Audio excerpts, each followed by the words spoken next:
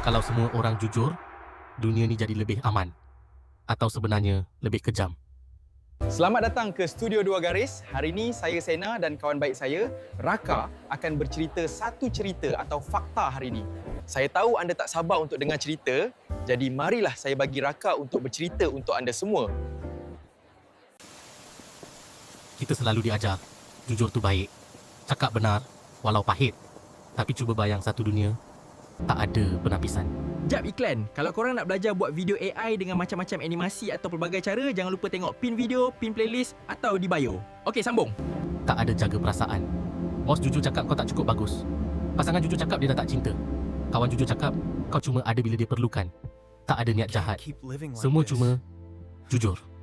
Masalahnya, manusia bukan rosak sebab menipu. Manusia rosak sebab kebenaran pun boleh jadi senjata. Kita tak takut orang menipu. Kita takut dengar apa yang mereka sebenarnya fikir. Mungkin kejujuran bukan tentang bercakap tanpa tapis, tapi tentang faham. Tak semua kebenaran perlu dilepaskan. Sebab kadang-kadang yang paling menyakitkan bukan pembohongan, tapi kebenaran yang datang tanpa empati. Yang pelik tu bukan dunia, kita.